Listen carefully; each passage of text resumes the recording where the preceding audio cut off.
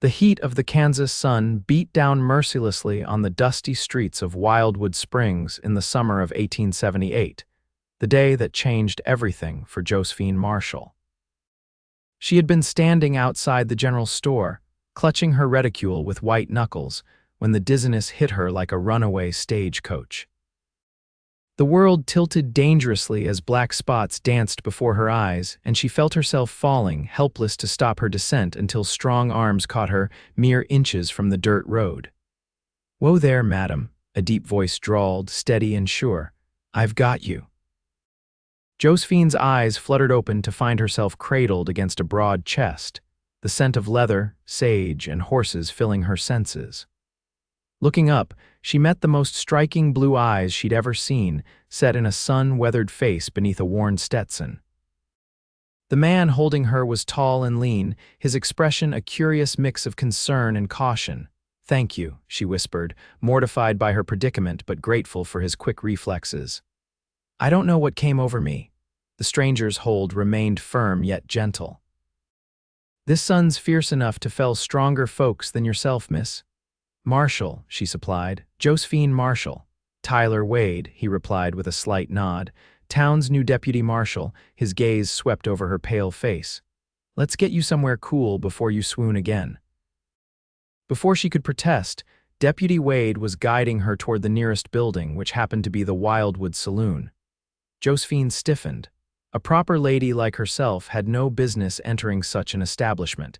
Her sister Martha would be scandalized. "I cannot possibly," she began. "Just for a minute, Miss Marshall," he insisted. "It's the closest shade, and Mrs. Perkins keeps a clean place. You need water and a seat that isn't in this blazing sun." Too weak to argue, Josephine allowed herself to be led through the batwing doors into the relatively cool interior.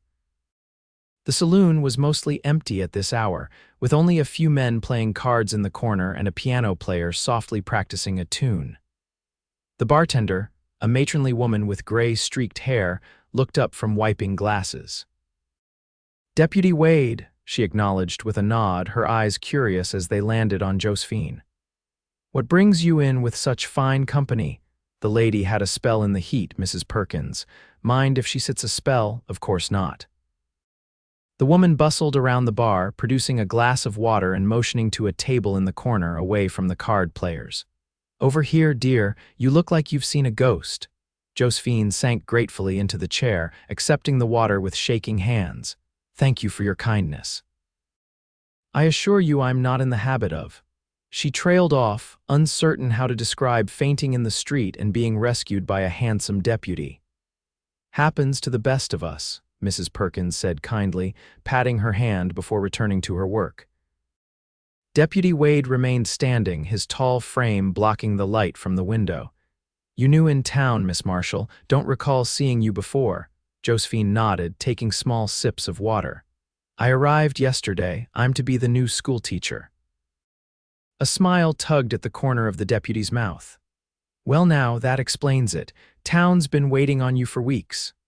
"I was delayed," she explained, not wanting to delve into the details of her mother's prolonged illness that had kept her in Chicago longer than planned. "School is to begin next Monday, and I've barely had time to settle in." "Where are you staying?" "With the widow Jenkins, until I can move into the rooms above the schoolhouse. There are repairs needed first." Deputy Wade nodded thoughtfully. "Old man Grissom was supposed to have that fixed up weeks ago." He frowned. "I'll have a word with him." Josephine felt her strength returning as the cool water revived her. "Please, don't trouble yourself. I'm sure Mr. Grissom is quite busy." "Not too busy to honor commitments to the town's new schoolmarm," Wade replied firmly. His blue eyes studied her with an intensity that made her cheeks warm. "You feeling better now?" "Much, thank you," she managed, suddenly conscious of her disheveled appearance. Her chestnut hair had come loose from its pins during her near fall, and she could feel tendrils framing her face. Hastily, she tucked them back as best she could. "Allow me to escort you to the widow's place," he offered, extending his arm. "Wouldn't want you fainting again with no one to catch you." Despite her better judgment, Josephine found herself accepting his arm. There was something reassuring about this tall, steady man that quieted her usual reservations about accepting help from strangers, especially male strangers. Perhaps it was the badge pinned to his vest, or maybe the genuine concern in his eyes. As they stepped back into the sunlight, she kept her parasol firmly positioned to shield her face, both from the sun and from curious onlookers. Wildwood Springs was a small town, and she knew that being seen on the arm of the deputy would start tongues wagging faster than a prairie fire.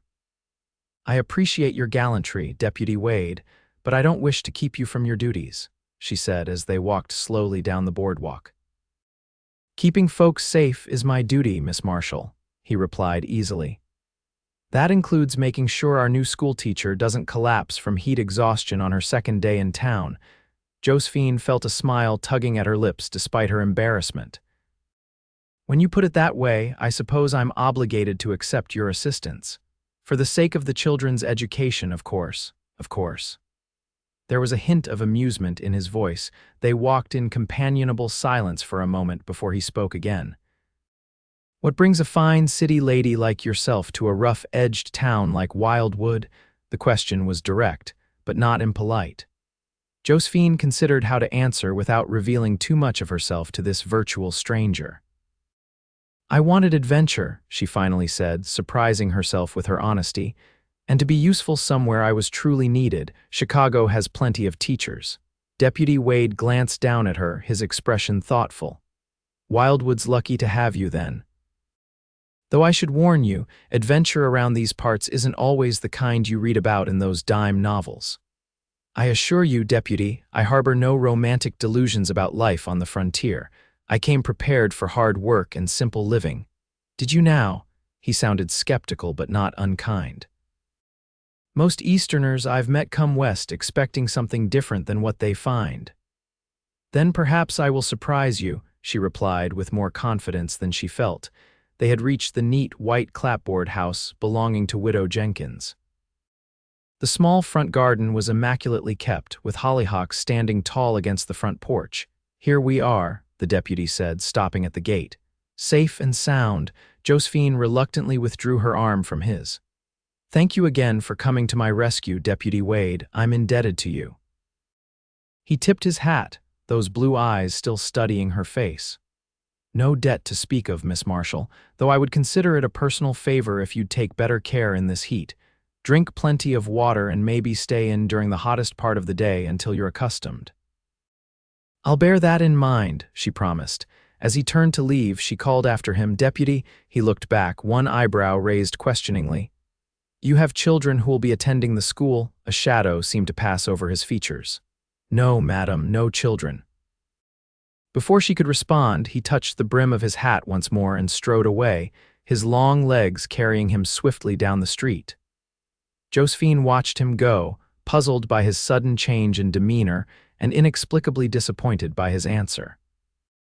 Inside the house, Widow Jenkins was waiting, her keen eyes missing nothing. "I see you've met our deputy," she said, helping Josephine with her bonnet. "Yes, he was kind enough to assist me when I had a moment of weakness in the heat." The widow nodded knowingly. "Tyler Wade's a good man. Bit of a mystery, but good to the core. Been here about 6 months now, keeps mostly to himself." Josephine's curiosity was piqued despite her best efforts to remain disinterested. "A mystery came from somewhere east, I gather." "Sheriff Cooper hired him on the spot, says he's the best deputy he's ever had. Quick with a gun when needed, but prefers to talk men down rather than draw on them." The older woman paused, giving Josephine a meaningful look. "And unmarried, though half the eligible ladies in town have set their caps for him." "Mrs. Jenkins," Josephine protested, feeling her cheeks flush. "I assure you I have no interest in the deputy's marital status. I came to Wildwood to teach, not to find a husband." The widow chuckled, patting Josephine's arm. "Of course, dear. Now come have some lemonade. You look like you could use it." As she followed her landlady to the kitchen, Josephine couldn't help but wonder about the mysterious Deputy Wade. There had been something in his eyes, a depth of experience, perhaps even pain that seemed at odds with his relatively young age. She estimated he couldn't be more than 30, but such thoughts were foolish. she reminded herself sternly. She had come west to establish herself as a teacher, to make a difference in children's lives, not to moon over a handsome lawman like some lovesick schoolgirl. She had left such frivolities behind in Chicago, along with the heartbreak that had pushed her to seek a new beginning so far from home. Still, as she sipped her lemonade and listened to the widow's gentle chatter, Josephine couldn't quite banish the memory of strong arms catching her, of blue eyes filled with concern, and the strange flutter in her chest when Deputy Wade had smiled at her. The next morning, Josephine woke early, determined to visit the schoolhouse and assess the work needed before classes could begin. She dressed carefully in a practical blue cotton dress, pinned her hair in a neat bun, and ate a light breakfast with Mrs. Jenkins. "Be sure to take water with you," the widow admonished, handing Josephine a small canteen. "And your parasol, wouldn't want a repeat of yesterday's excitement." Josephine accepted both items gratefully, though she blushed at the reminder of her weakness. "I assure you I've learned my lesson." The schoolhouse stood at the edge of town, a simple one-room building with a small bell tower. As Josephine approached, her heart sank. The structure was in worse condition than she'd been led to believe. Paint peeled from the clapboards, one window was boarded up, and the steps to the front door sagged alarmingly. With a determined sigh, she gathered her skirts and carefully climbed the steps. The door creaked open to reveal a dusty, neglected interior. Desks sat in disarray, cobwebs decorated the corners, and the small stove in the center of the room was thick with rust. "Not exactly what you were expecting, is it?" Josephine whirled around to find Deputy Wade standing in the doorway, his tall frame silhouetted against the morning light. "Deputy," she exclaimed, one hand flying to her throat in surprise, "you startled me. Apologies." He stepped inside, his boots stirring dust from the floorboards. "I saw you heading this way and thought I'd check on you, after yesterday." "I'm perfectly well today," she assured him, turning back to survey the classroom. "Though I'm less certain about this schoolhouse, the town council assured me it would be ready." Wade walked further into the room, removing his hat. Without it, she could see his hair was a rich brown with hints of gold, kept shorter than was common for men in these parts. "The council tends to make promises easier than they keep them," he said, running a finger through the dust on one desk. "Grissom was paid to fix this place up 2 months ago." Josephine fought back her disappointment. "Well, there's nothing for it but to roll up my sleeves and get to work. School must open Monday, ready or not." The deputy looked at her appraisingly. "You're determined, I'll give you that." "I didn't come all this way to be defeated by a little dust and disrepair," she replied, already mentally cataloging what needed to be done. To her surprise, Deputy Wade set his hat on a desk and began rolling up his shirt sleeves. "Where do we start?" Josephine blinked at him in confusion. "We." "Unless you're planning to move those desks by yourself," he said with a hint of a smile. "Besides, I was on my way to have a word with Grissom anyway, may as well be useful here first. But surely you have more important duties, not at the moment. Town's quiet this morning." He was already moving to straighten the first row of desks. "And I figure getting the school ready is important work. These kids need learning."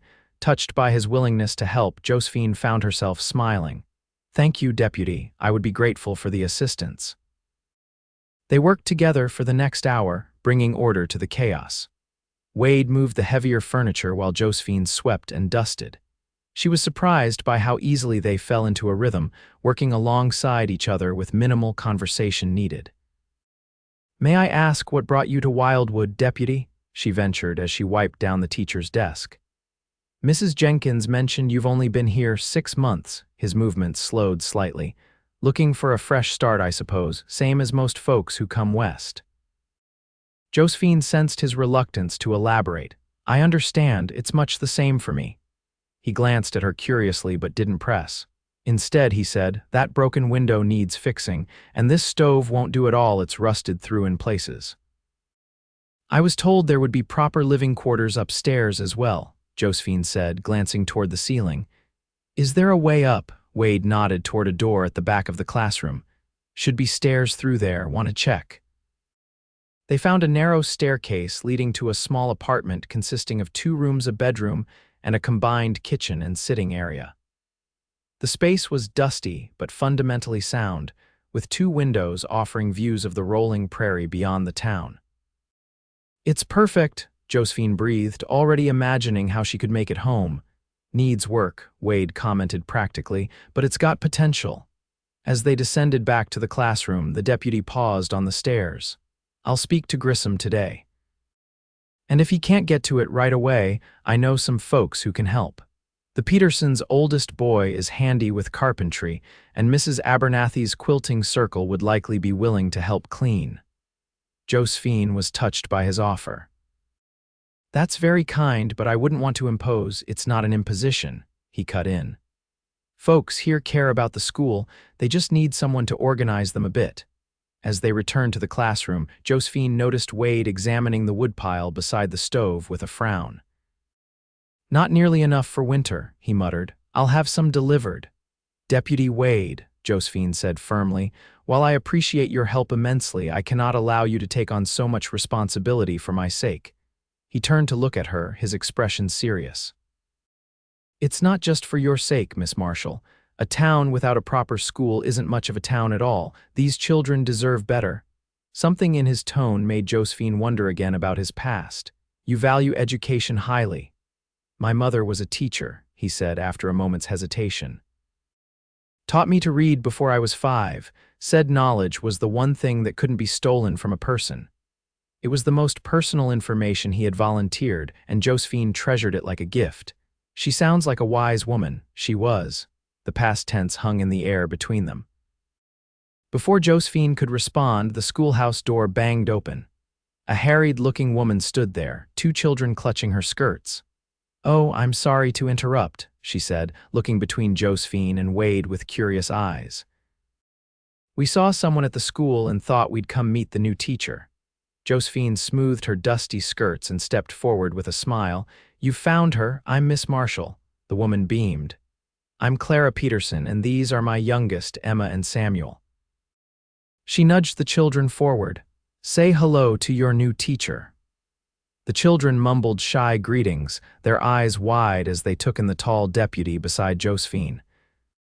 "Deputy Wade was kindly helping me assess what needs to be done before school can open," Josephine explained, noticing the speculative gleam in Mrs. Peterson's eye. "How thoughtful," the woman replied with a knowing smile. "My Thomas could help with those repairs, deputy. He's been apprenticing with Mr. Carpenter." "I was just telling Miss Marshall that very thing," Wade replied. "If you could send him by tomorrow, that would be a great help." More visitors arrived as word spread that the new teacher was at the schoolhouse. Within an hour, Josephine had met a dozen children and their parents, all curious about the woman who would be shaping young minds in Wildwood Springs. Through it all, Deputy Wade remained, his quiet presence a steady support as Josephine fielded questions and made introductions. She was grateful for his presence, especially when Mr. Grissom finally appeared, full of excuses for the delayed repairs. "Now see here, Grissom," Wade said, his voice taking on an edge of authority Josephine hadn't heard before. "You were paid good money to ready this place for Miss Marshall. The town council won't be pleased to hear where their funds went." The older man sputtered and promised to have everything fixed by week's end, casting nervous glances at the deputy's badge. As the afternoon waned and the visitors departed, Josephine found herself alone again with Deputy Wade. The schoolroom looked marginally better after their efforts, though much remained to be done. "I should get back to my rounds," Wade said, retrieving his hat. "Will you be all right getting back to the widows?" "Yes, thank you," Josephine replied, "and thank you for all your help today." "I don't know what I would have done without you." A ghost of a smile touched his lips. "You'd have managed. You strike me as a woman who finds a way." The compliment warmed her more than it should have. "Nevertheless, I'm grateful." As they walked out together, Wade paused on the sagging steps. "There's a town social Saturday night. Might be a good chance for you to meet more folks before school starts." Josephine hesitated. "I'm not much for social gatherings." "Folks will expect their new teacher to be there," he pointed out. "It would go a long way toward making you feel welcome."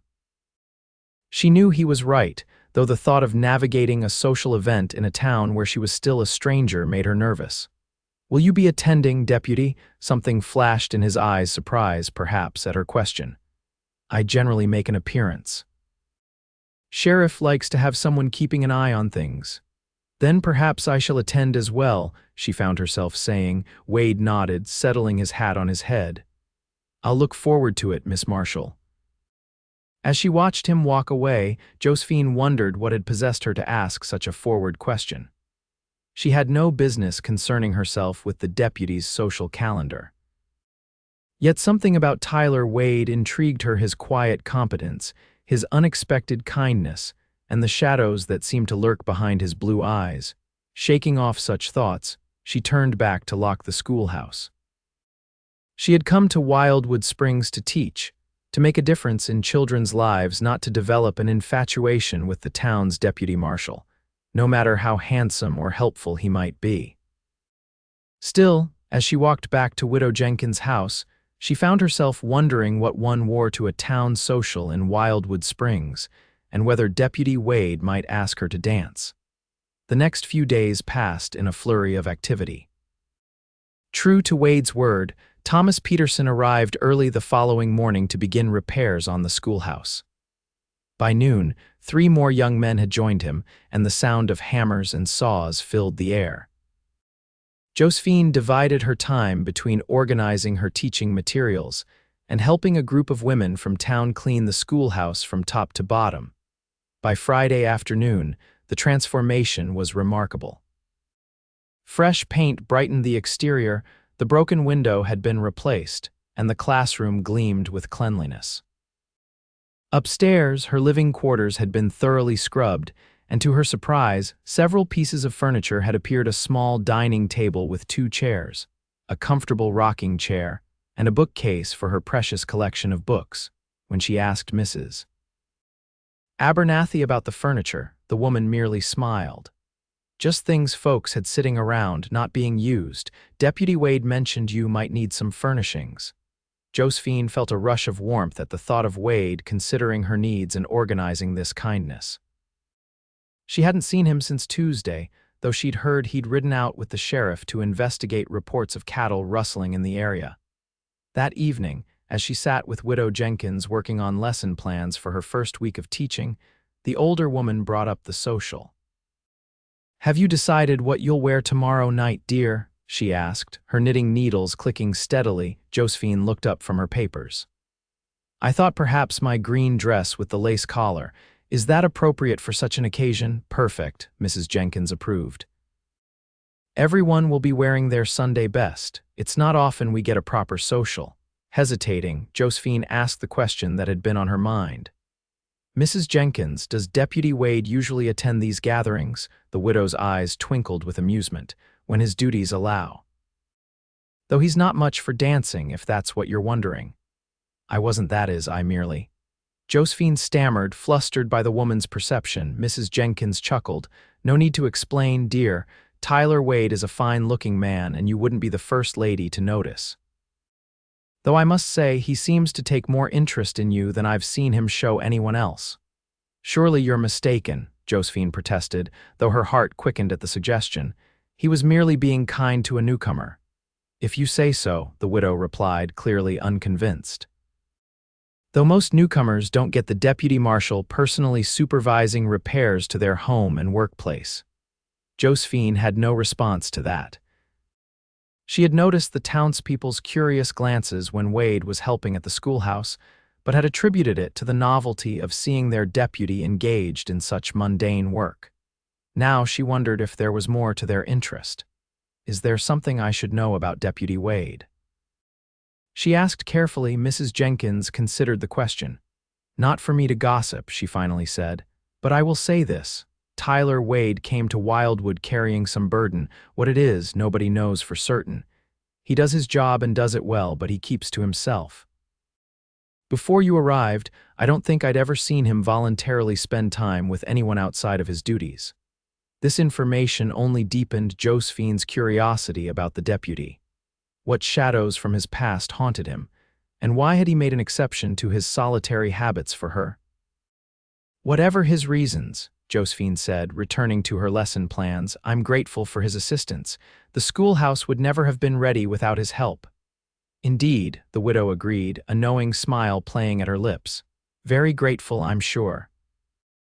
Saturday evening arrived clear and pleasant, with a cool breeze tempering the late summer heat.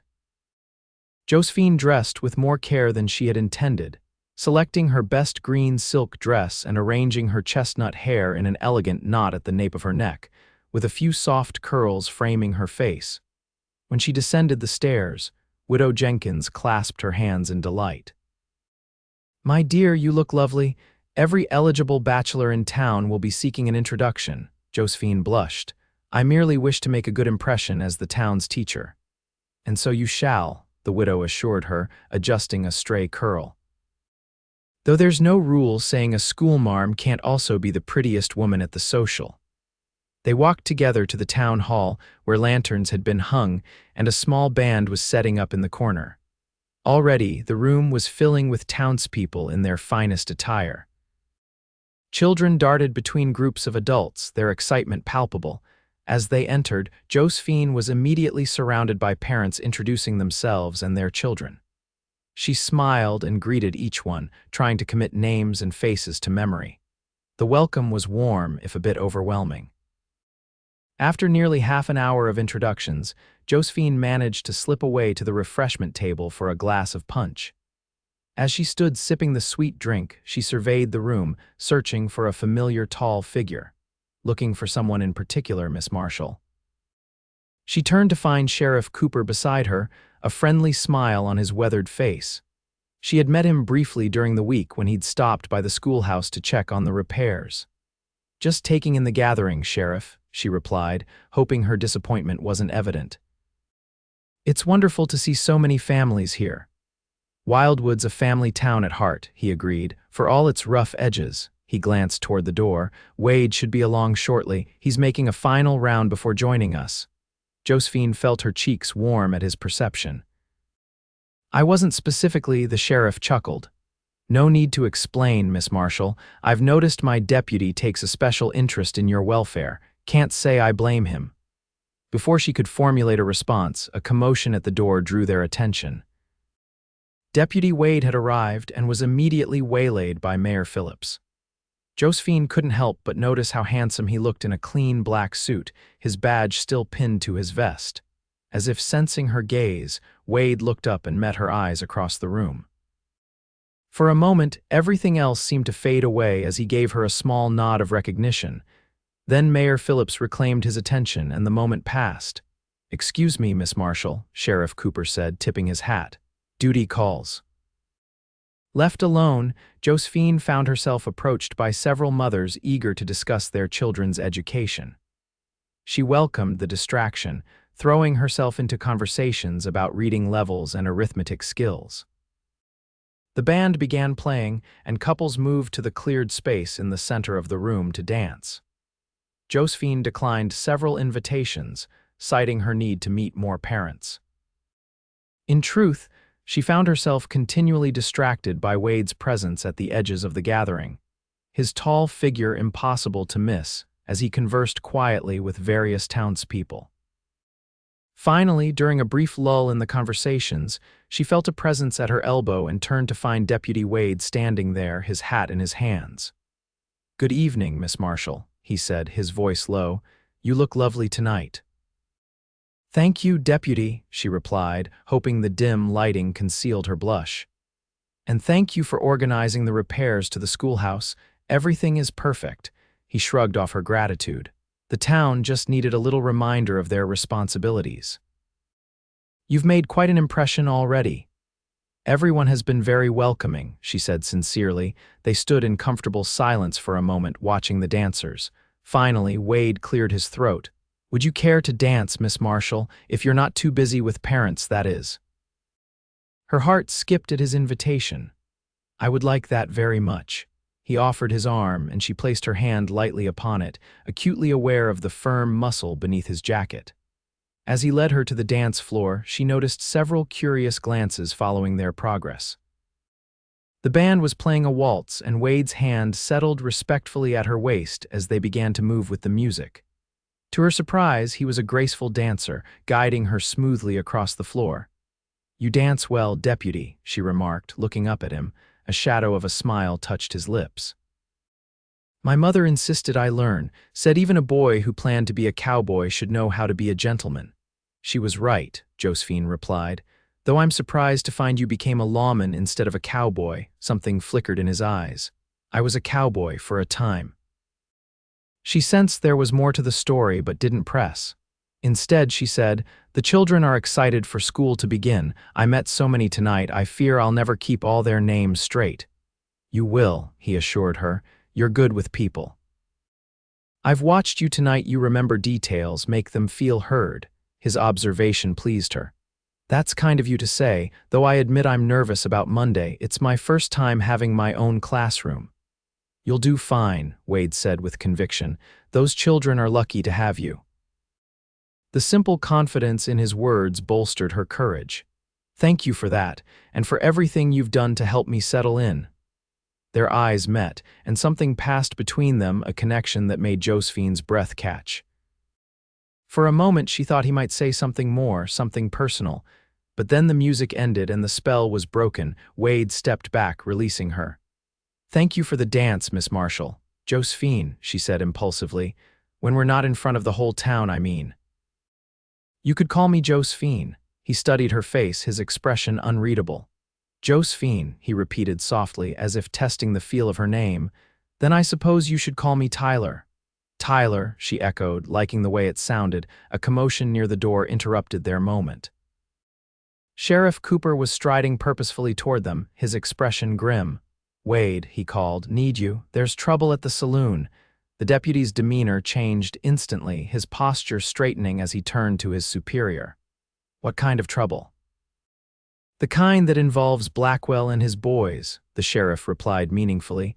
"And too much whiskey?" Wade nodded, understanding something Josephine didn't. He turned back to her. "I apologize, Miss Marshall. Duty calls."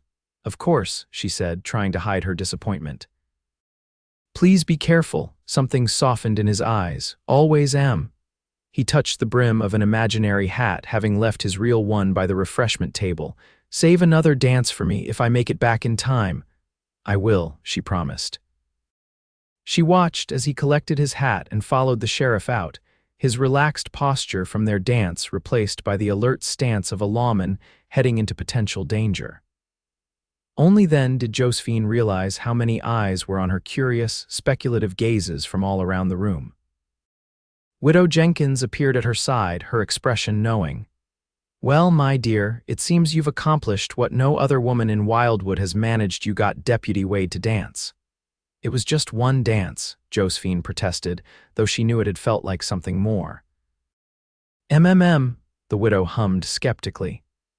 "And the way he looked at you was just looking, I suppose." Josephine had no response for that, because she had seen something in Tyler Wade's eyes, something warm and interested that made her heart beat faster.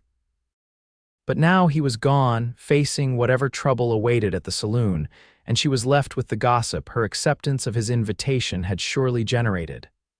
"Come," Mrs. Jenkins said kindly, taking her arm. "Let me introduce you to Mrs. Pemberton. She has twins who will be starting school Monday, and she's worried about keeping them separate so they don't cause mischief."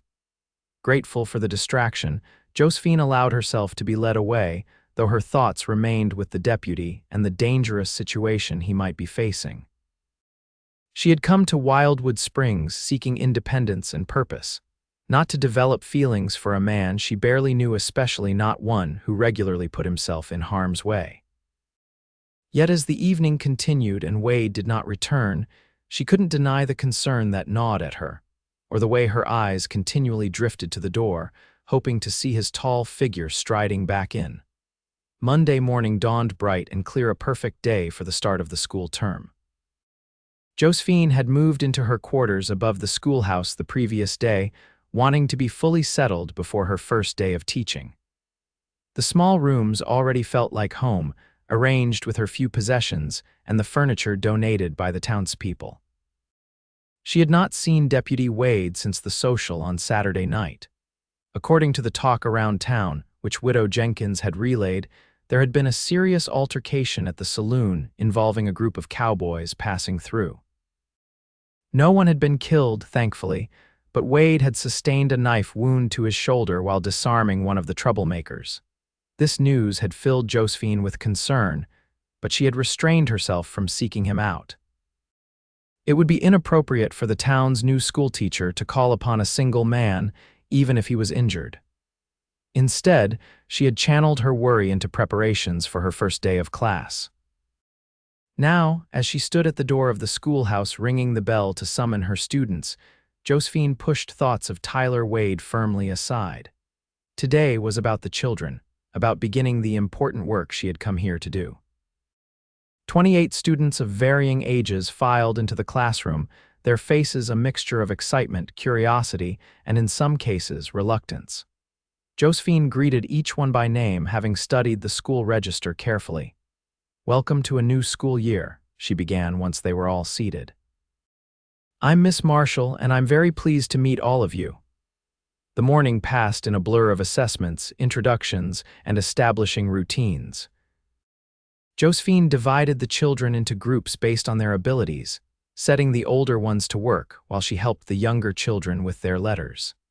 At noon, she rang the bell for the lunch hour, and the children scattered to the yard to eat the food they had brought from home. Josephine remained at her desk, reviewing her notes and making adjustments to her afternoon plans. She was so absorbed in her work that she didn't hear the door open. A shadow fell across her papers, and she looked up to find Tyler Wade standing before her desk. "Deputy," she exclaimed, rising quickly, "I didn't hear you come in." He stood with his hat in his hands, looking somewhat out of place among the small desks. His left arm was held stiffly, and she could see the slight bulge of bandages beneath his shirt. "I heard it was your first day," he said. "Thought I'd stop by to see how it's going." Josephine couldn't help the smile that spread across her face at his thoughtfulness. "It's going well, thank you. The children are eager to learn for the most part." Wade glanced out the window at the children playing in the yard. "They're lucky to have you. You're injured," she said, unable to keep the concern from her voice. "Mrs. Jenkins told me what happened at the saloon. Are you all right?" He shrugged, then winced slightly at the movement. "It's nothing serious. Doc Miller patched me up. I'll be fine in a few days." "You should be resting," she chided gently. "Probably," he agreed with a hint of a smile. "But I wanted to see how your first day was going, and to apologize for disappearing at the social without saying a proper goodbye." Josephine's heart warmed at his consideration. "There's nothing to apologize for. You were doing your duty," Wade nodded, his blue eyes studying her face. "Still, I'd promised you another dance." "There will be other socials," she said, then felt herself blush at the presumption in her words. "Yes," he agreed softly, "there will be." A comfortable silence fell between them, broken only by the distant sounds of children playing outside. Finally, Wade cleared his throat. "I should let you get back to your preparations," he said. "I just wanted to wish you well on your first day." "Thank you for coming by," Josephine replied. "It means a great deal to me." As he turned to leave, she impulsively added, "I hope you'll visit again when you're feeling better, perhaps for tea some afternoon." Wade paused, looking back at her with an expression that made her heart skip. "I'd like that, Josephine." The use of her given name sent a pleasant warmth through her. "So would I, Tyler." With a slight nod, he settled his hat on his head and departed, leaving Josephine staring after him with a mixture of confusion and delight. She was developing feelings for the deputy, feelings that went beyond gratitude or admiration. And unless she was greatly mistaken, he was not indifferent to her either. But what did it mean? She had come to Wildwood Springs to be a teacher, not to lose her heart to a man she barely knew, a man with secrets in his past and a dangerous profession. And yet, there was something about Tyler Wade that called to her, that made her want to know more, to understand the shadows behind his eyes. The school bell saved her from further reflection, signaling the end of the lunch hour. As her students filed back into the classroom, Josephine pushed thoughts of the deputy to the back of her mind. There would be time enough to sort through her feelings later. For now, she had 28 young minds eager for knowledge, and that was where her focus belonged. The first 2 weeks of school passed in a whirlwind of lessons, adjustments, and getting to know her students. Josephine quickly settled into a routine, rising early to prepare for the day, teaching from 8 until 3, and then spending her evenings grading assignments and planning the next day's lessons. She saw Tyler wade occasionally around town, usually from a distance as he made his rounds. He would tip his hat to her, sometimes stopping for a brief conversation if she wasn't surrounded by students. His shoulder was healing well, he assured her, though she noticed he still favored his left arm slightly. On a particularly warm Friday afternoon, Josephine dismissed her students early, feeling they had earned a reward for their hard work. As the children scattered cheerfully toward home, she remained on the schoolhouse steps, enjoying the pleasant weather and watching a group of the younger boys playing marbles in the yard. "They're settling in well," a familiar voice observed. Josephine turned to find Tyler approaching, leading his horse by the reins. He looked dusty and tired, as if he'd been riding for some time. "Deputy Wade," she greeted him with a smile. "Yes, they're wonderful children, quick to learn and mostly eager to please. And their teacher." He asked, stopping at the bottom of the steps. "Is she settling in as well?" "I believe she is," Josephine replied. "Though she's finding there's more to teaching than just imparting knowledge." Tyler nodded, understanding. "Education of the whole person, my mother used to say. Character as well as facts. Your mother sounds like she was a wise teacher." "The best I've known," he said simply. Then, glancing at the empty classroom behind her, he added, "You've let them go early today." "A reward for completing their arithmetic lessons," she explained. "And perhaps a bit of mercy from their teacher, who finds herself longing for fresh air on such a beautiful day." A smile tugged at the corner of his mouth. "Can't say I blame you. I've been riding the northern boundary since dawn, just heading back to town now." Josephine noticed the dust on his clothes and the weariness in his stance. "You look tired. Would you care for some refreshment? I was about to make tea." He hesitated, and for a moment she feared he would refuse. Then he nodded. "Tea would be welcome, thank you. Let me just see to my horse." She watched as he tied the animal to the hitching post and gave it a fond pat before returning to the steps. Together, they entered the schoolhouse, now eerily quiet without the usual bustle of children. "If you'll excuse me for a moment," Josephine said, suddenly conscious that she was alone with Tyler in her home. "I'll just put the kettle on." As she busied herself in her small kitchen upstairs, she heard Tyler moving around the classroom below. When she returned a few minutes later with a tray bearing tea and some fresh biscuits Mrs. Abernathy had brought her that morning, she found him examining the students' work displayed on the walls. "They're making good progress," he commented, turning as she entered. "They are," she agreed, setting the tray on her desk. "Even Thomas Miller, who was determined to dislike school on principle." Tyler chuckled, accepting the cup she offered him. "Thomas takes after his father, stubborn as they come but good-hearted underneath." They sat together at her desk, the late afternoon sun streaming through the windows, casting golden light across the room. For a time, they spoke of the town and its inhabitants, Tyler explaining connections and histories that helped Josephine better understand her students' backgrounds. "You know everyone so well," she observed. "It's hard to believe you've only been here 6 months." "Part of the job," he replied with a shrug. "A good lawman needs to understand the people he's protecting." Josephine studied him over the rim of her teacup. "And is that what brought you to law enforcement? A desire to protect?"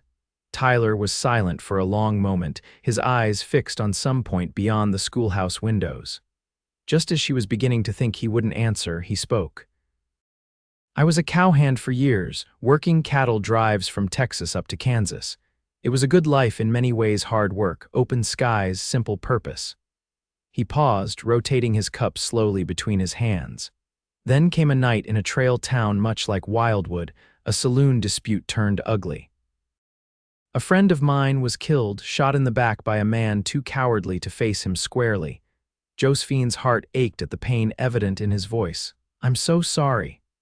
"The local law did nothing," Tyler continued, his voice hardening, "said it was just another cowboy dispute not worth their time." That's when I decided to become the kind of lawman who would care, who would seek justice for everyone, not just the wealthy or influential.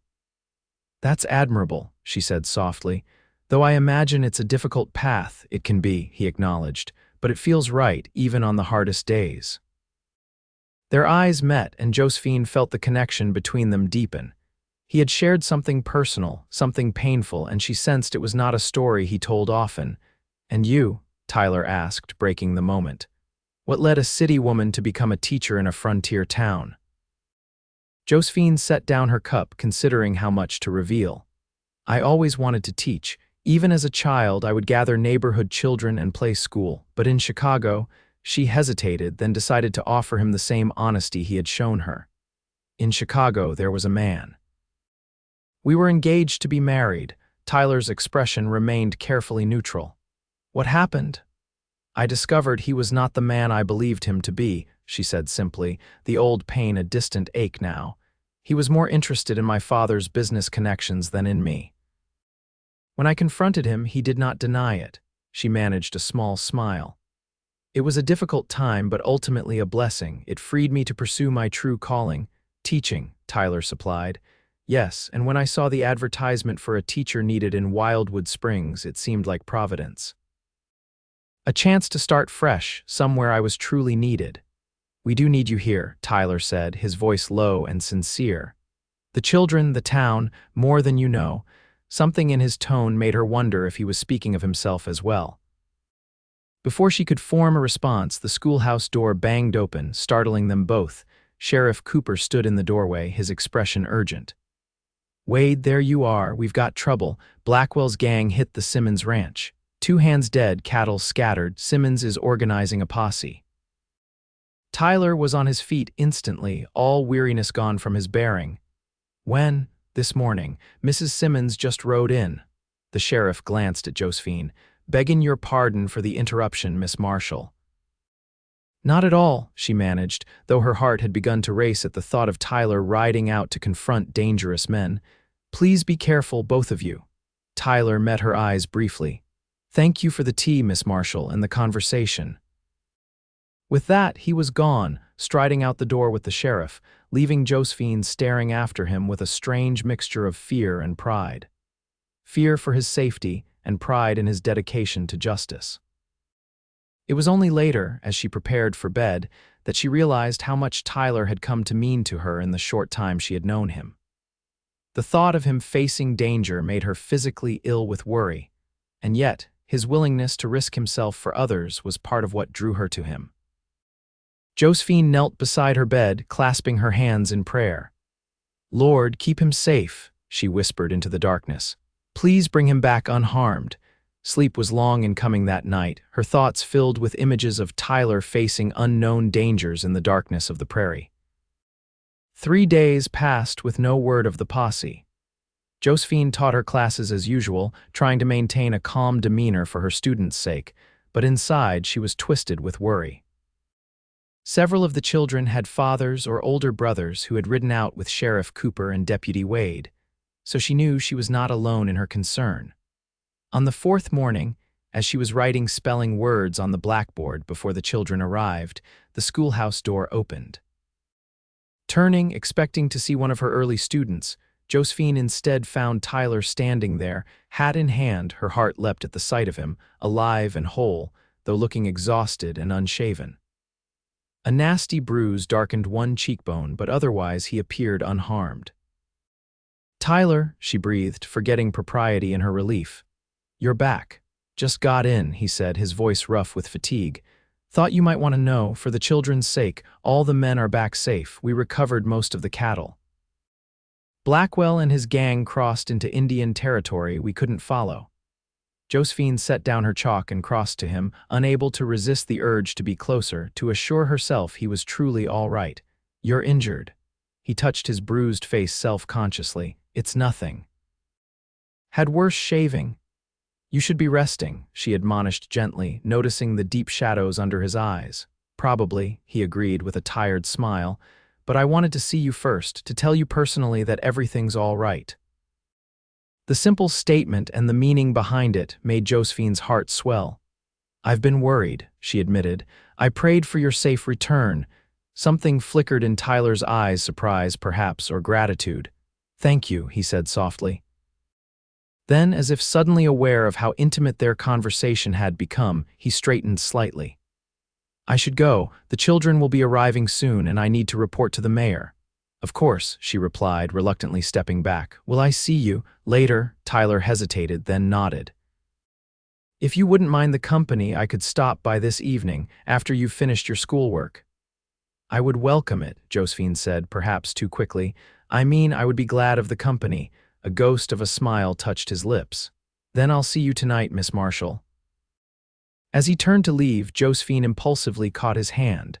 I'm very glad you're safe, Tyler. For a moment, his fingers tightened around hers, warm and rough with calluses. So am I, Josephine, he replied, his voice low. So am I. Then he was gone, leaving Josephine staring at the door, her heart pounding with emotions she could no longer deny. She was falling in love with Tyler Wade, despite all her resolutions to focus solely on her teaching career. The realization was both terrifying and exhilarating. The school day passed in a blur, Josephine going through the motions of teaching while her mind continually wandered to thoughts of the evening ahead. What did Tyler's visit mean? Was he merely being neighborly, or was there something more developing between them? By the time she dismissed the students, her nerves were drawn tight as fiddle strings. She hurried through her after-school duties, tidying the classroom and preparing the next day's lessons with uncharacteristic haste.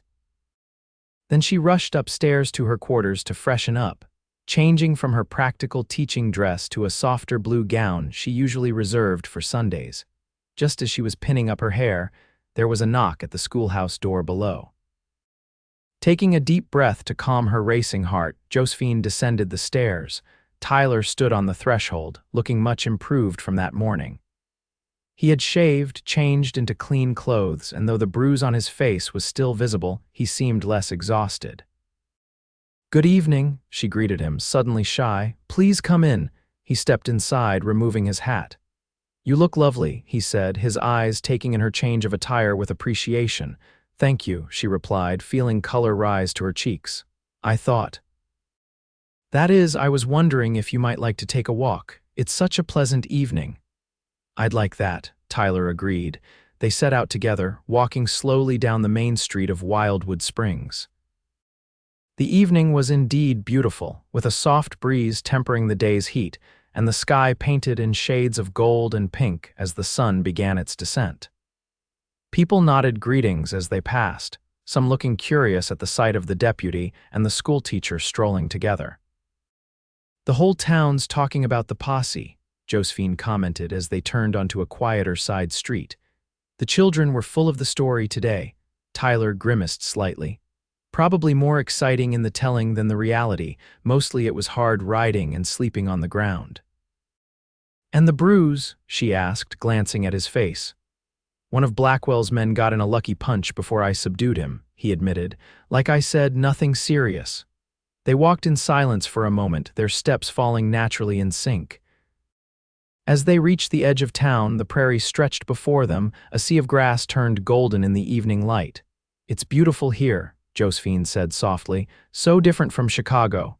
Do you miss the city? Tyler asked. She considered the question. I miss certain things. The libraries, the theaters, but there's a freedom here I never had there, a chance to make a real difference. She glanced at him.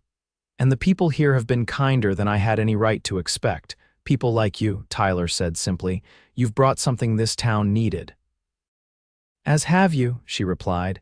Mrs. Jenkins says Wildwood was a much rougher place before you became deputy. He shrugged off the compliment. Sheriff Cooper deserves most of the credit. I'm just doing my job. They had stopped walking, standing at the very edge of town with the vast prairie before them and the painted sky above.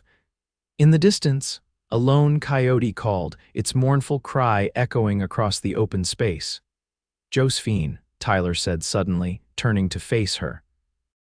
There's something I need to tell you. The seriousness in his tone made her heart skip anxiously. Yes, he took a deep breath. I haven't been entirely honest about my past, about why I came to Wildwood. She waited, giving him space to continue at his own pace. "I told you I became a lawman after a friend was killed," he said, his eyes fixed on the distant horizon. "What I didn't tell you was that I hunted down the man who did it, tracked him for months across 3 territories." Josephine felt a chill despite the warm evening. "What happened when you found him? I was prepared to kill him," Tyler admitted, his voice tight. "Had convinced myself it was justice, but when I finally cornered him..." He paused, seeming to struggle with the memory. He was just a scared kid, really, barely 20. Made a stupid mistake and had been running from it ever since. "What did you do?" Josephine asked softly. "I took him in, made sure he stood trial. He's serving time now." Tyler finally looked at her, his expression vulnerable in a way she hadn't seen before. "That day changed me. Made me realize there's a thin line between justice and vengeance, and I'd been walking it too close to the wrong side." "So you became a lawman to stay on the right side of that line," Josephine said. Understanding dawning, Tyler nodded. "Sheriff Cooper knew my story. He'd been a friend of my father's years ago.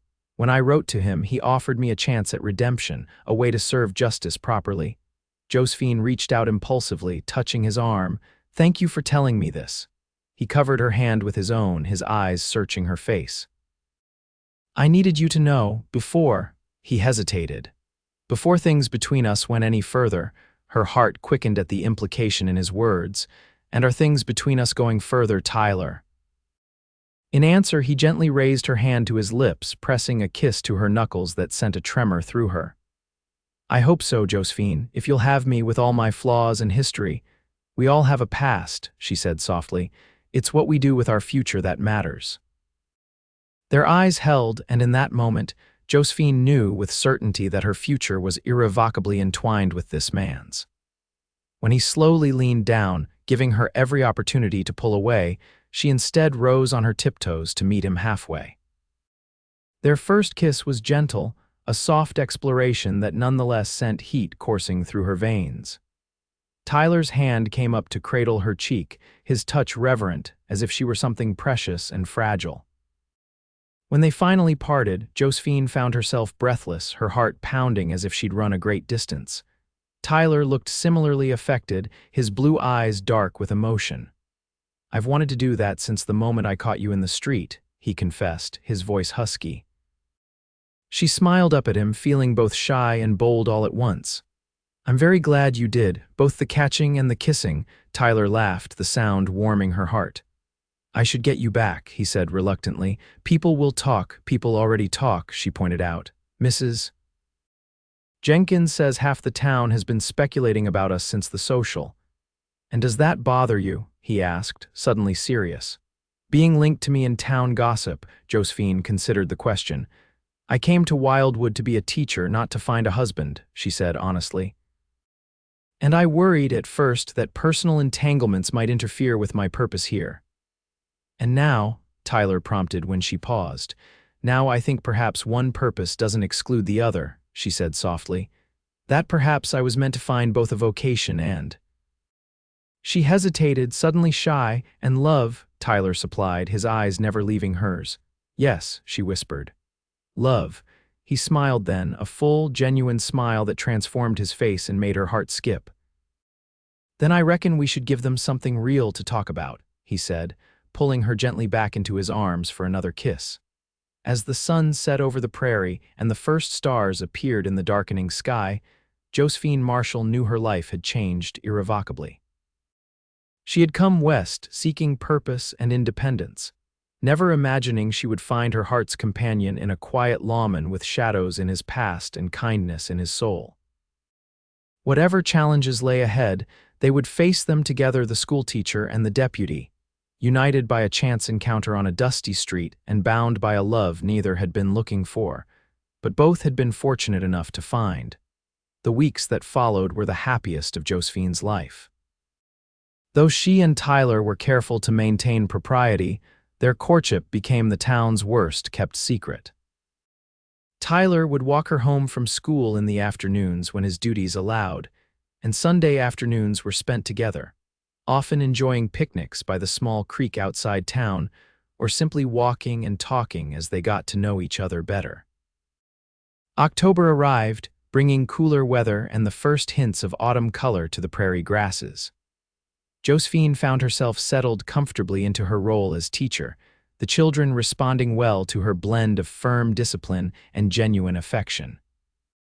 Even Thomas Miller, her most reluctant student, had begun to show interest in his studies, particularly when she introduced a series of lessons on famous lawmen of the West.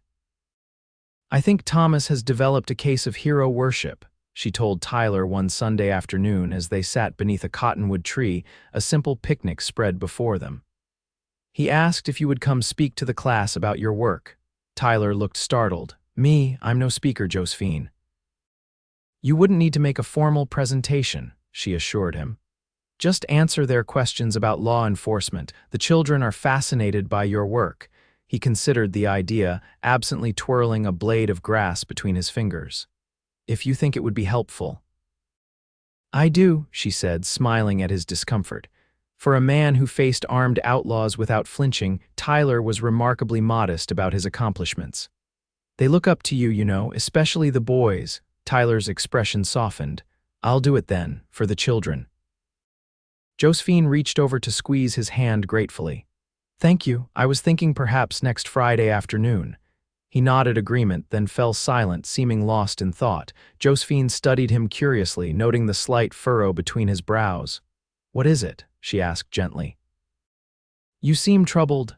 Tyler met her eyes, his expression serious, not troubled, just thinking about the future. Her heart quickened. "The future, our future," he clarified, turning to face her fully. "Josephine, I know we haven't known each other long, but I've never been more certain of anything in my life than I am of my feelings for you." Josephine felt a flutter of anticipation in her chest. "I feel the same way." Tyler took both her hands in his. "I love you, Josephine Marshall. I think I've loved you since the moment you opened your eyes in my arms that first day." Tears of happiness sprang to her eyes. "I love you too, Tyler, more than I ever thought possible." His smile was radiant. "Then would you do me the honor of becoming my wife? Of building a life with me here in Wildwood?" "Yes," she answered without hesitation. "Yes, I will marry you, Tyler Wade." He pulled her into his arms then, kissing her with a passion that left her breathless. When they finally parted, he reached into his pocket and withdrew a small velvet pouch. "It's not fancy," he said apologetically, tipping a ring into his palm. "But it was my mother's."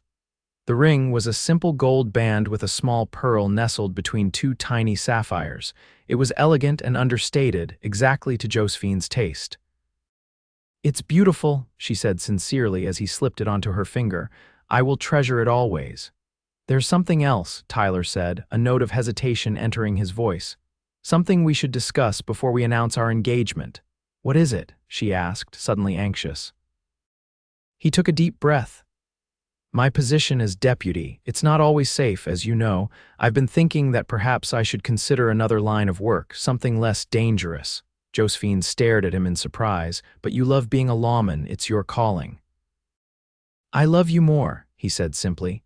"And I want to build a life with you, a family someday. That's harder to do when I might not come home some night."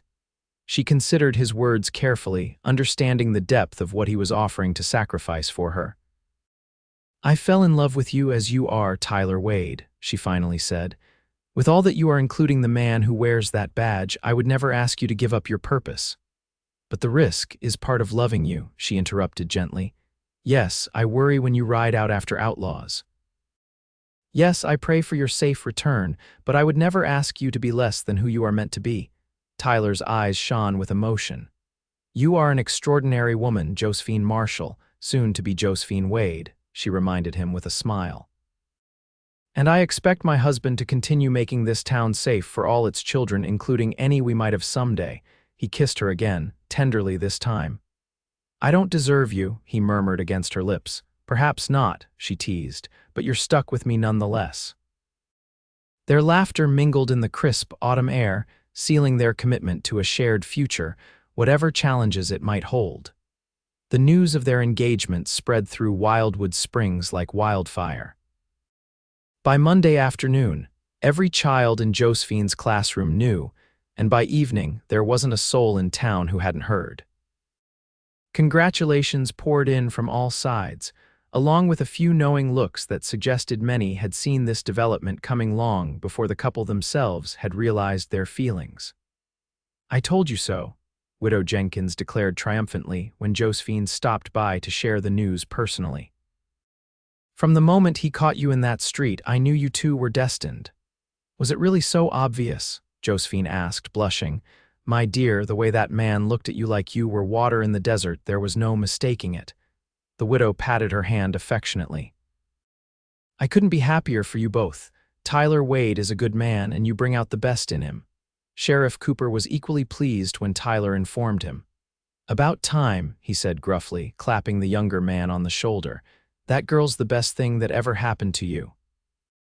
"Don't I know it?" Tyler agreed. "Though I'm still not sure what she sees in an old cowhand-turned-lawman," the sheriff snorted. "Don't sell yourself short, Wade. You're a good man, and she's smart enough to see it." He paused, his expression growing serious. "Your father would be proud of the man you've become, and of the family you're fixing to start." Tyler swallowed hard at the mention of his father, who had died before Tyler had found his way to Wildwood. "Thank you, Sheriff. That means a lot." The couple decided on a December wedding, giving them time to prepare while allowing Josephine to finish the fall term of school. Mayor Phillips offered the use of the town hall for the ceremony, and the ladies of Wildwood immediately formed a committee to handle the decorations and refreshments. "You'd think the whole town was getting married," Josephine remarked to Tyler one evening as they sat on the schoolhouse steps, watching the sunset. "Mrs. Abernathy has recruited half the women in Wildwood to sew bunting." Tyler chuckled, his arm comfortable around her shoulders. "They're fond of you, and it gives them something to fuss over. Not much excitement in a town this size, I suppose," she conceded, "though I'd be just as happy with a simple ceremony." "We could elope," he suggested teasingly. "Ride to the next county and find a justice of the peace." Josephine pretended to consider it. "And deprive Mrs. Abernathy of showcasing her famous apple cake. She'd never forgive us." "True enough," Tyler agreed, pulling her closer. "Besides, I want to see you walk down that aisle to me, want the whole town to witness you becoming my wife." The possessive note in his voice sent a pleasant shiver through her. "2 more months," she murmured. "2 very long months," he replied, pressing a kiss to her temple. As October gave way to November, preparations for both the wedding and the coming winter occupied much of Josephine's time outside of school hours. Tyler, meanwhile, was kept busy with his duties as deputy, which increased as the colder weather drove more drifters into town seeking shelter. "It's the same every year," Sheriff Cooper explained when Josephine expressed concern over Tyler's long hours. "Winter coming on brings all sorts through town, some just looking for work or a warm place to sleep, others with less honest intentions."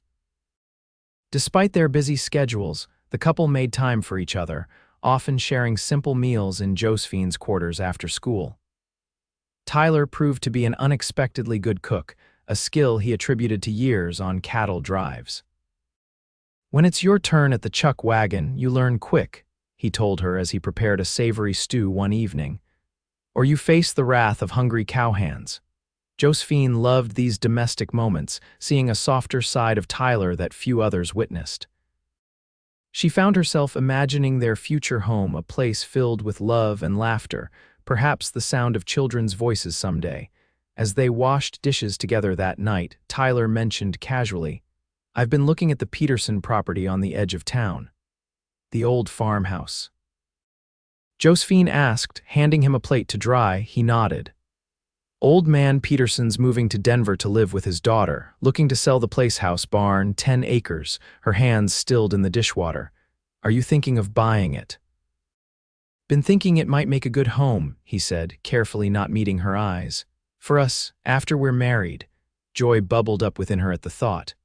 "Oh, Tyler, it would be perfect. It's a lovely old house and not too far from the school." He looked up then, relief evident in his expression. "I wasn't sure if you'd want to live that far out of town. It's a good 1/4 mile from the edge of Wildwood."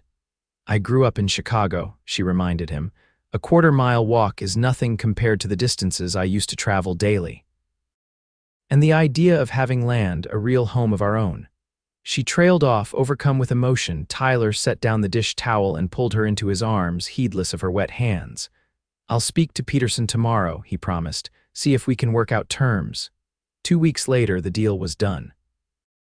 The Peterson property would be theirs after the wedding. Josephine could hardly contain her excitement as Tyler gave her a tour of what would soon be their home, a solidly built 2-story farmhouse with a generous kitchen, a cozy parlor with a stone fireplace, and 3 bedrooms upstairs. "For our children," Tyler said softly as they stood in one of the upstairs rooms, his arms around her waist from behind. "Someday." Josephine leaned back against him, a sense of rightness and completion washing over her. "Someday," she agreed, though perhaps not too distant a someday. He chuckled, the sound rumbling against her back. "Mrs. Wade, are you suggesting we should start a family right away?" "I'm suggesting that I wouldn't be opposed to the idea," she replied, turning in his arms to face him. "I've always wanted children." Tyler's expression softened as he gazed down at her. "So have I, a houseful if you're willing." "A houseful it is," she agreed, rising on tiptoes to kiss him. As they prepared to leave their future home, Tyler paused on the porch, his expression suddenly serious. "There's something else I've been meaning to discuss with you, about after we're married." "What is it?" she asked, noting the hesitation in his voice. "Your teaching," he said.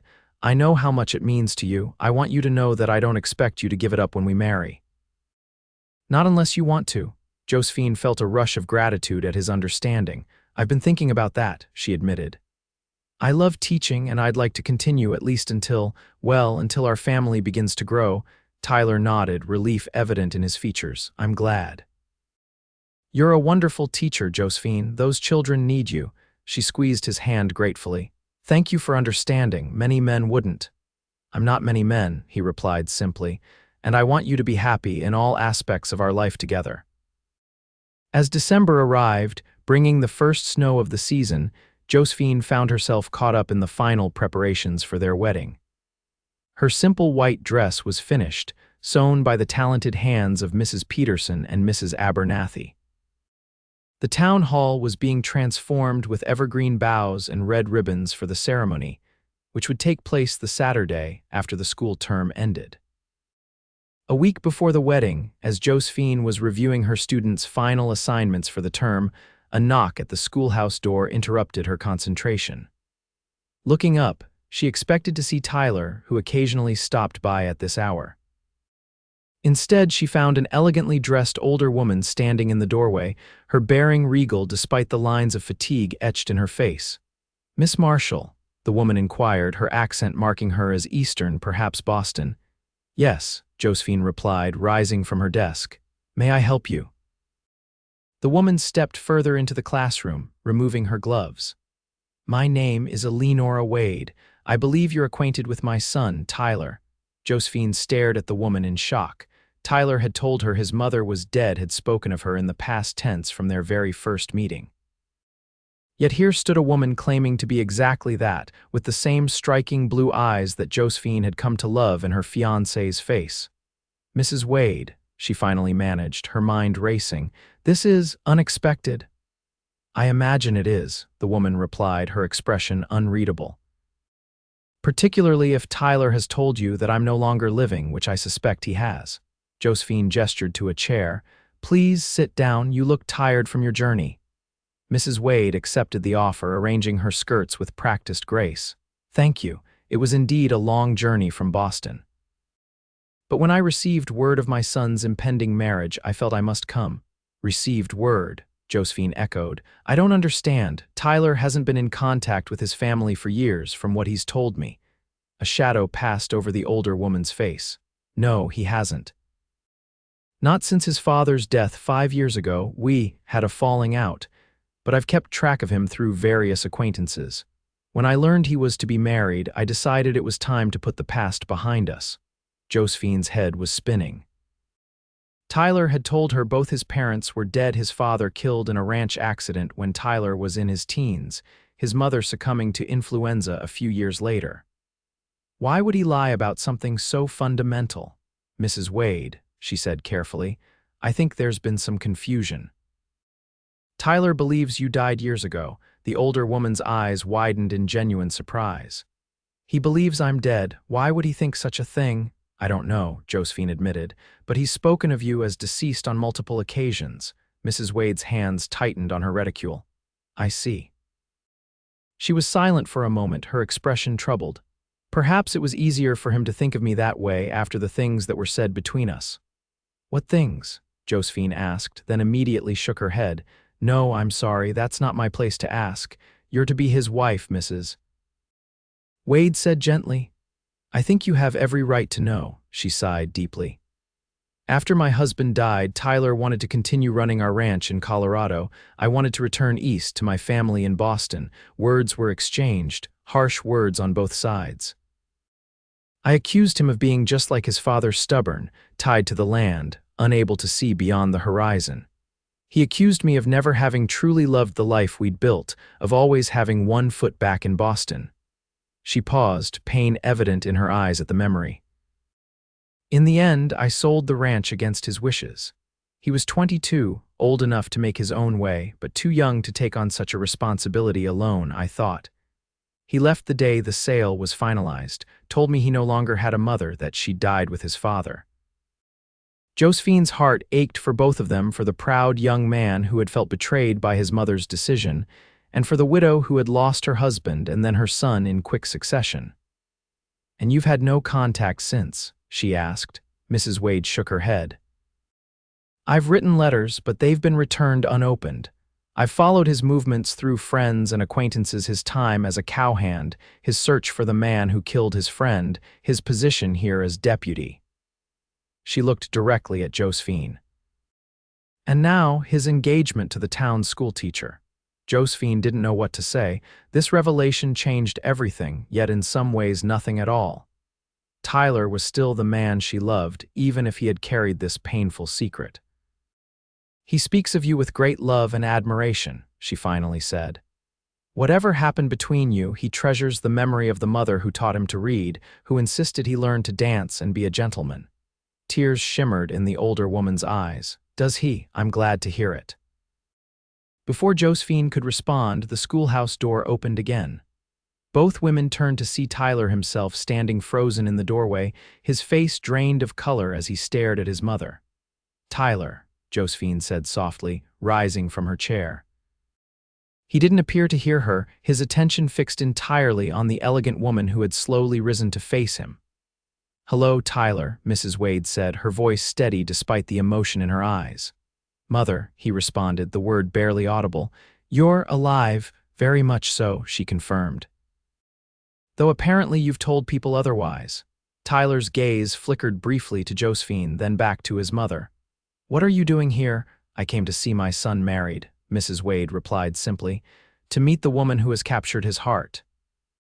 A muscle worked in Tyler's jaw, the only sign of his internal struggle. After all this time, you just appear, expecting to be welcomed. No, his mother said quietly. I don't expect anything, Tyler. I hoped perhaps, but I don't expect. The tension in the room was palpable. Josephine's heart ached for both of them, standing so close yet separated by years of hurt and misunderstanding. I should leave you two to talk, she said, moving toward the door. No, Tyler said sharply, his eyes finding hers. Please stay, Josephine. Something vulnerable flickered in his expression. I want you here, she nodded, understanding his need for her presence, for her strength. Tyler turned back to his mother. Why now, after 5 years of silence? Because life is too short for such estrangement, Mrs. Wade replied. Because I lost your father and I couldn't bear to lose you forever too. Because I heard you were building a new life, a family, and her voice faltered. I wanted to be part of it, if you'll allow me. Tyler's expression remained guarded, but Josephine could see the conflict in his eyes, the anger and hurt warring with a son's love for his mother, however deeply buried. You sold the ranch, he said flatly. Everything Father worked for, everything he built for us. I did, his mother acknowledged, and perhaps it was a mistake. But Tyler, I was alone, grieving, facing a future I hadn't planned for. I did what I thought best at the time. You didn't even try, Tyler accused. You couldn't wait to get back east to your fancy Boston society, Mrs. Wade flinched at the bitterness in his tone. Is that what you think? that I was eager to leave. Tyler, I stayed in that wilderness for 20 years because I loved your father. Yes, I missed Boston at times, but I made a life there, a good life with you both. Until you sold it all out from under me. You were 22, she countered. Too young to run that ranch alone, with no capital, no support. You never gave me the chance to try, Tyler retorted. Never believed I could do it. Josephine watched the exchange with a heavy heart, seeing how the wounds of the past still festered for both of them. Yet beneath the anger, she sensed a deeper current, the enduring bond between mother and son that neither time nor distance had completely severed. Perhaps, she ventured carefully, you both made choices that seemed right at the time, but that hurt each other deeply. Perhaps it's time to acknowledge that pain and then move beyond it. Both Wades turned to look at her, their identical blue eyes widened in surprise at her intervention. The past cannot be changed, Josephine continued gently, but the future is still unwritten, and there is room in it, I think, for reconciliation. Tyler's expression softened as he looked at her, some of the tension leaving his shoulders. You always see the best path forward, don't you? She smiled slightly. I try. He turned back to his mother, his gaze still wary but less hostile. You're staying in town, at the hotel, Mrs. Wade confirmed. I've taken a room for a week, though I'm prepared to leave sooner if that's what you wish. Tyler was silent for a long moment, his internal struggle evident in his face. Finally, he said, the wedding is next Saturday. It wasn't an invitation, not quite, but it wasn't a dismissal either. Mrs. Wade nodded, understanding the tentative opening he was offering. I would be honored to attend, she said softly, if you'll have me there. Another long pause, then Tyler nodded once curtly. It's late, I'll walk you back to the hotel. The older woman glanced at Josephine, a silent question in her eyes. Josephine nodded encouragement. They needed time alone, these two proud, hurt people. Thank you, Tyler, Mrs. Wade said, gathering her things. And thank you, Miss Marshall, for your kindness. I look forward to knowing you better. Likewise, Mrs. Wade, Josephine replied sincerely. As Tyler escorted his mother out, he cast one last glance back at Josephine, a look filled with gratitude, confusion, and a silent promise to return soon. She nodded understanding, her heart full of love for this complicated man who was about to become her husband. Once they had gone, Josephine sank back into her chair, her mind reeling from the unexpected revelation. Tyler had lied about his mother's death, had carried that fiction for years, perhaps even believing it in some way himself. It was a startling insight into the depth of pain he had carried, the sense of betrayal that had shaped his young adulthood, yet she found her love for him unchanged, perhaps even deepened by this glimpse into his vulnerability. Everyone carried wounds, she reflected. Everyone had parts of their past that shaped them for better or worse. What mattered was how one moved forward, how one chose to heal and grow. She prayed that Tyler and his mother might find a path to reconciliation, that the wedding ahead might truly mark the beginning of a new chapter for all of them, not just a union between husband and wife, but a healing of old family wounds as well. It was nearly 2 hours before Tyler returned to the schoolhouse. Josephine had continued working on her end-of-term assessments, though her mind frequently wandered to thoughts of him and his reunion with his mother. When he finally appeared, his expression was weary but more settled than when he had left. Without a word, he crossed the room and gathered Josephine into his arms, holding her tightly as if drawing strength from her presence. I'm sorry, he murmured against her hair. I should have told you the truth. Josephine pulled back slightly to look up at him. Yes, you should have, but I understand why it was difficult. Tyler released her with a sigh, running a hand through his hair. I don't even know why I started telling people she was dead, it just came out one day when someone asked about my family, and then it became easier than explaining the truth. That you were estranged, Josephine supplied. He nodded, sinking into a chair. In my mind, in my heart, she was dead to me. The mother I knew and loved had disappeared the day she decided to sell the ranch. At least, that's how I saw it then. And now, Josephine asked gently, taking the seat beside him. Tyler was quiet for a moment, considering. Now, I don't know, walking with her tonight, talking. I realized she's still my mother. Still the woman who read to me every night, who nursed me through measles, who taught me to respect women and stand up for what's right." He looked at Josephine, his expression troubled, but the hurt is still there too. "Of course it is," she said, taking his hand. "Such deep wounds don't heal overnight, but recognizing that she's still your mother, still someone you love despite the pain, that's a beginning." "She wants to be part of our lives," Tyler said, "wants to know our children someday." Josephine's heart warmed at the thought. "I would like that. Children should know their grandparents when possible."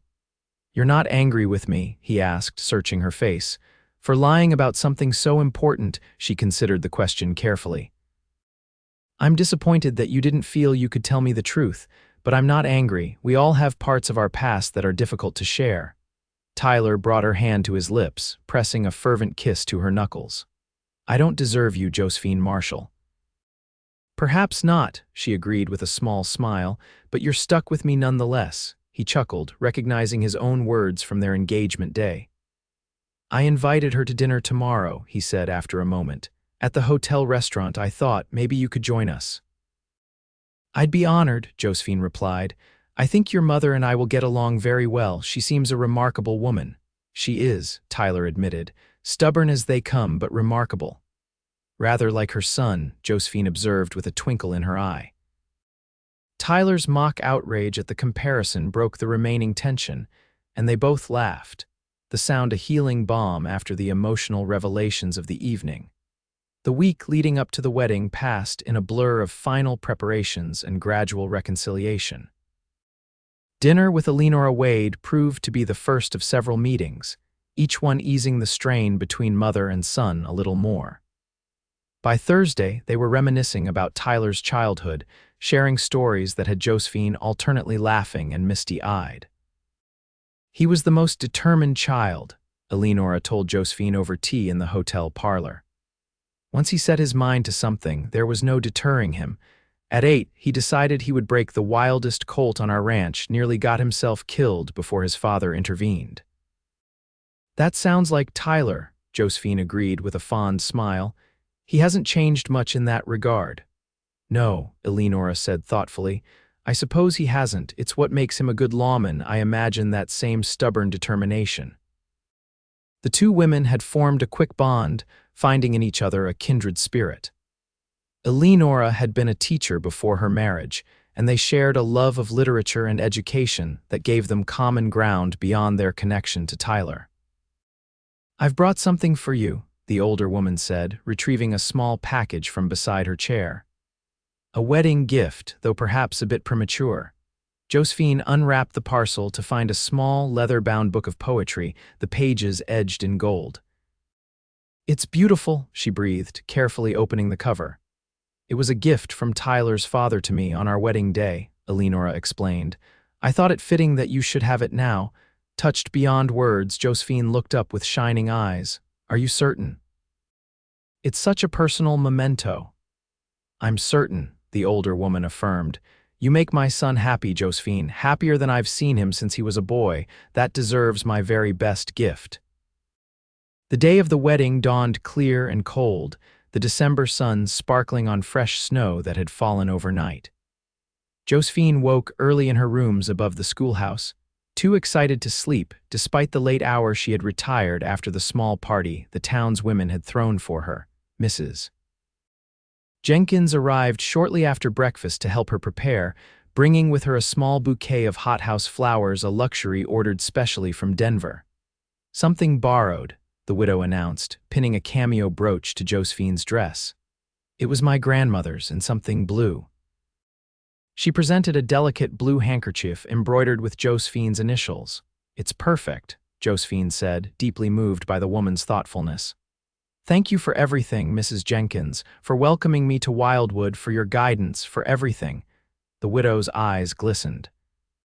"It has been my pleasure, my dear. You've brought joy to this town, and to one very deserving man in particular." By noon, Josephine was dressed and ready, her simple white gown complemented by the cameo at her throat and her mother's pearl earrings sent from Chicago when she had written of her engagement. Her chestnut hair was arranged in an elegant knot, adorned with small white flowers. "You look radiant," Eleanor Wade said when she arrived to escort Josephine to the town hall. The older woman herself was elegant in deep blue silk, a small hat perched atop her silver-streaked dark hair. "Thank you," Josephine replied, sudden nerves fluttering in her stomach. "Is Tyler already there?" "Yes, and pacing like a caged mountain lion, according to Sheriff Cooper," Eleanor said with a smile. "He's as nervous as you are, dear." "Not nervous," Josephine corrected, "just eager, ready to begin our life together." The town hall had been transformed, just as promised. Evergreen boughs and red ribbons festooned the walls, while lanterns provided warm, golden light.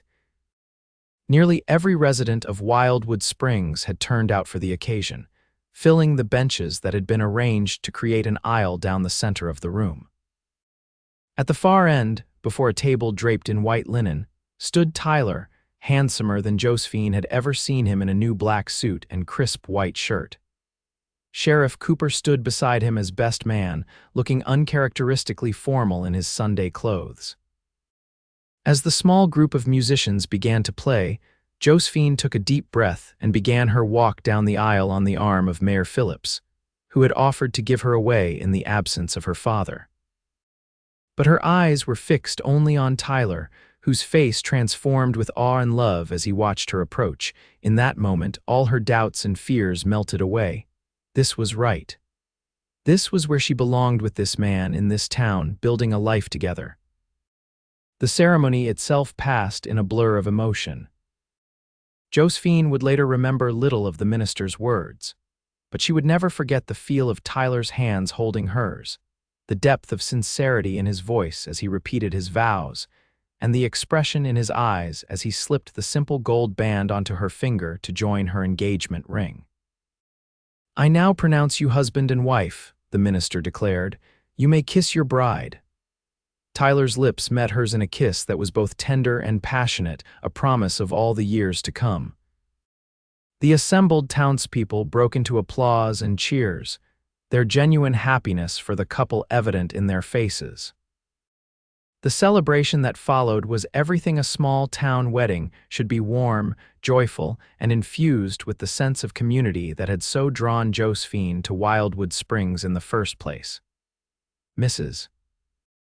Abernathy's apple cake held pride of place among a table laden with food contributed by nearly every household in town. The musicians played lively tunes, and the floor was soon filled with dancing couples. "Mrs. Wade," Tyler murmured as he led his bride in their first dance as husband and wife. "How does it feel?" Josephine smiled up at him, her heart so full she thought it might burst. "Wonderful, perfect, like coming home," his arms tightened around her. "That's exactly what it is. You're my home, Josephine, wherever you are." Later, as the celebration continued around them, they found a quiet moment together near the punch bowl. Eleanor approached, her eyes warm as she looked at them. "I have something for you both," she said, holding out a small envelope. "A wedding gift." Tyler accepted it with a questioning glance at his mother. Inside was a bank draft for a considerable sum. "Mother, this is too much," he protested. "It's your share of the ranch sale," she explained quietly. "I've been holding it for you all these years, waiting for the right time. Use it for your home, for your future children, for whatever you need." Tyler stared at the draft, then at his mother, a complex mix of emotions crossing his face. "I don't know what to say." "Say you'll accept it with the love in which it's given," Eleanor replied. "And that you'll allow me to be a part of your lives as much as distance permits." Tyler's jaw worked as he fought for control of his emotions. Finally, he simply pulled his mother into an embrace, the first Josephine had seen between them. "Thank you," he said hoarsely, "for everything." Eleanor's eyes were bright with unshed tears as she released him. "Be happy, my son. That's all I've ever wanted for you." As the night deepened and guests began to depart, Tyler and Josephine slipped away from the celebration. A carriage waited to take them to the hotel, where they would spend their first night as husband and wife before moving into their new home the following day. As they settled into the carriage, Tyler pulled Josephine close, his arms strong and secure around her. "Happy, Mrs. Wade." "Completely," she assured him, nestling against his chest. "And you?"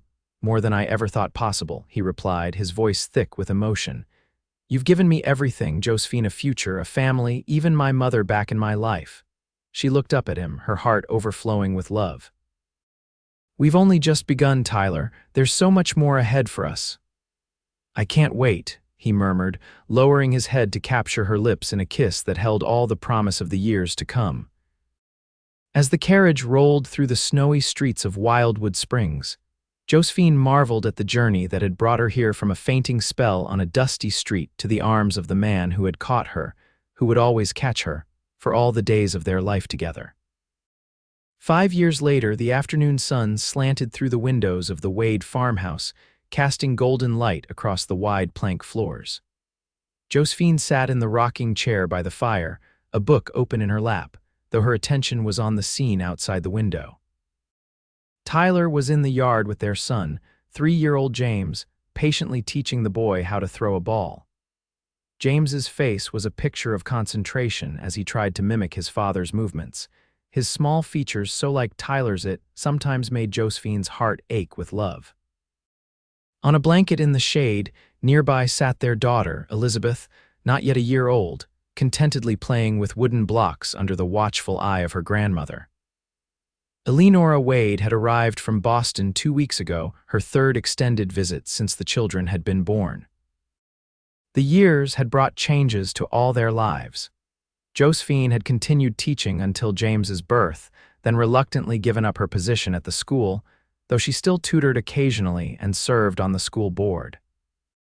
Tyler had remained deputy for 2 more years before being elected sheriff when Cooper retired. The responsibilities were greater, but the position allowed him more regular hours, important now that he had a family depending on him. Wildwood Springs itself had grown, the railroad's arrival 2 years ago bringing new businesses and residents. The town now boasted a proper doctor's office, a milliner's shop, and even a small lending library that Josephine had helped establish. Through all the changes, their love had only deepened, strengthened by shared joys and challenges: the birth of their children, the loss of Widow Jenkins to pneumonia the previous winter, the drought that had threatened the region last summer. The sound of childish laughter drew Josephine back to the present. James had successfully thrown the ball to Tyler and was jumping up and down in excitement at his achievement. "Mama, Mama, did you see?" he called, spotting her at the window. "I saw," she called back with a smile. "Well done, darling." Tyler looked up, catching her eye with a smile that still made her heart skip after all these years. He said something to James, then crossed the yard to the porch and entered the house. "Teaching our son the finer points of ball throwing?" she asked as he bent to kiss her. "Never too early to start," he replied with a grin. "Though I think his arm might be stronger than mine already." Josephine laughed. "That wouldn't surprise me in the least. He's determined to master everything he tries, just like his father." Tyler settled into the chair opposite hers, his expression softening as he looked at her. "Happy, Mrs. Wade?"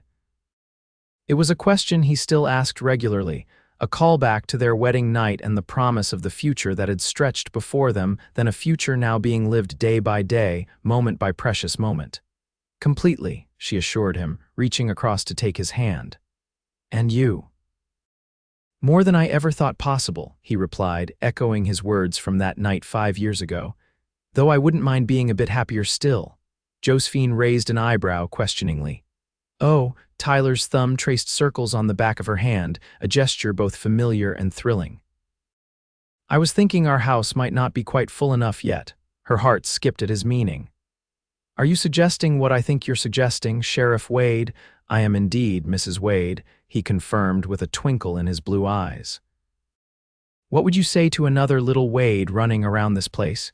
Maybe a sister for Elizabeth or another brother for James?" Josephine's smile widened. "I would say that sounds perfectly wonderful." "Good," Tyler said with satisfaction. "Because Mother's already hinted that she's prepared to extend her visit if there might be another grandchild in the offing." Josephine laughed. "Of course she has. Your mother misses nothing." "Takes after her in that, don't you?" Tyler teased, rising and pulling her to her feet and into his arms. "Perhaps," she conceded, wrapping her arms around his neck, though I prefer to think I have more tact. Much more, he agreed, bending to kiss her, and more beauty, more kindness, more patience. Flatterer, she murmured against his lips. Just stating facts, Tyler countered, drawing her closer. Have I mentioned today how much I love you? You might have, Josephine replied softly, but I never tire of hearing it. I love you, Josephine Wade, he said, his voice deepening with emotion. More today than yesterday, and not as much as tomorrow. Outside, James called for his father, eager to resume their game. With a sigh, Tyler released her. Duty calls. Josephine smiled, touching his cheek gently. Go, I'll be here, always. He asked, a question that still held traces of the uncertainty of the young man who had once believed himself unworthy of such happiness.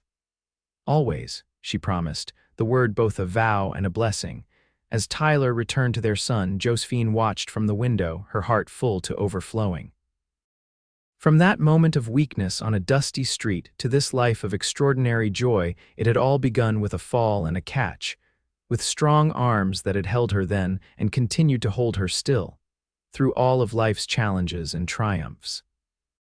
She had fainted and he had caught her, and in that seemingly small moment, their destinies had been forever entwined, a love story written not in grand gestures but in daily kindnesses, in shared struggles and celebrations, in the family they had built and the life they continued to create together. It was, Josephine reflected as she watched her husband lift their laughing son high into the air, exactly the life she had never known she wanted, and precisely the one she now couldn't imagine living without.